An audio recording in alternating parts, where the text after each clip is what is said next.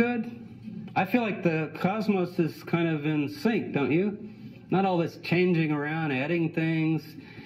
It's the same as the day I was born 50 years ago. And so you can begin to associate these days with Sabbaths. I was born on a Sabbath on this day, and my grandfather was this. You begin to feel like this. Oh, God is a God of perfection. He's not going to create some crazy chaotic thing that doesn't fit, like moons don't fit solar, and you got to add things. So this is much better, don't you think? I think we should switch to this. How about you? And how nice that Passover is always going to be Tuesday night on the first month, and I won't have to go out and look at the moon like some pagan moon watcher. I can just, I can count to 12, and then I can count to 12 again and again and again. What harmony, what peace. God originally created this. Genesis 1, verse 14, I believe it was the fourth day, we call it Wednesday, when the sun and moon were made. So I think the year ought to start on a Wednesday, because the first... In other words, we are in harmony now with the way things were just a few days before Adam and Eve were made.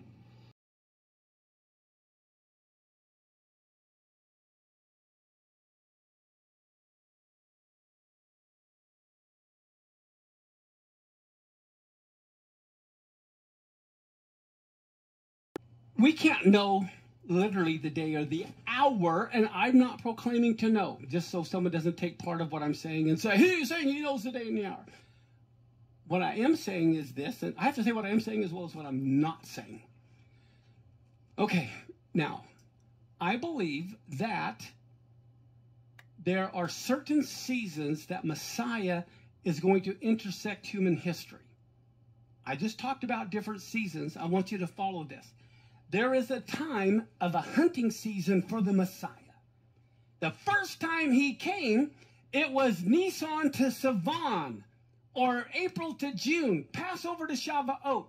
That's when he came. He came, okay, and he dies at Passover. Passover is fulfilled. Unleavened bread is fulfilled. Fruits is fulfilled. Okay, Shavuot or Pentecost is fulfilled.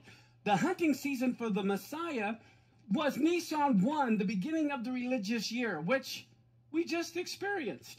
But guess what? His second coming is tied to the 7th month. If you believe the Lord is the same yesterday, today, and forever, if he fulfilled the spring feast to the day of this first coming, he will fulfill the fall feast to the day of his second coming. So let's take a look. What do we have in the season for the Messiah to be looking for him in the 7th month? Oh, wow, 7, that's pretty significant, which is the month of Tishri. What do we have? Rosh Hashanah. I believe is on Rosh Hashanah is when the resurrection of the dead will take place.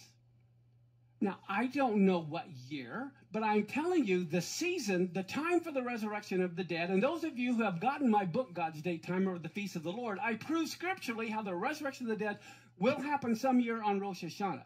So every year we look for the resurrection of the dead on Rosh Hashanah. But guess what else? The first year of every 7-year Shemitah cycle is when we watch to see if the tribulation begins. How many of you know the prophet Daniel was Jewish? He wasn't a Christian. He wasn't on a Roman pagan calendar. The whole reason they went into Babylon is because they weren't keeping the Shemitah cycle. That's why they were 70 times 7, okay, 490 years, but they didn't keep it every 7th year, so that's why they spent 70 years in Babylon, because they weren't keeping the Shemitah cycle. We know from Daniel, there's 1 week left, right, of 7 years. That cannot begin any moment. It can't begin any year. It has to begin the first year of a Shemitah cycle because it's a Shemitah calendar that's being used.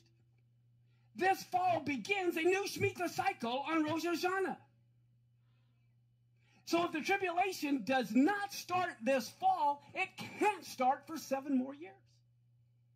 Is everyone following me? When you understand the seasons. So what do we see here? The spring feast had to be fulfilled in order. You can't have Shavuot until he rises from the dead. He can't rise from the dead until he's buried. They're not going to be burying him until he dies. Okay, so they're fulfilled in order.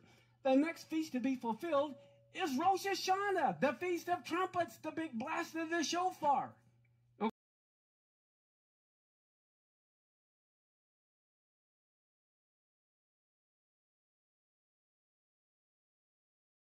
Ready.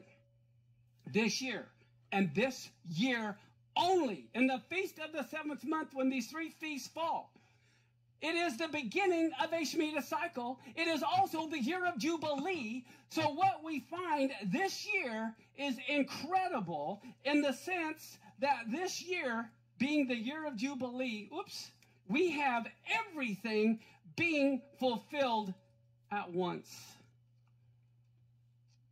This fall begins a Shemitah cycle. This fall is a year of Jubilee. This fall is the date the King of Israel gathers everyone together.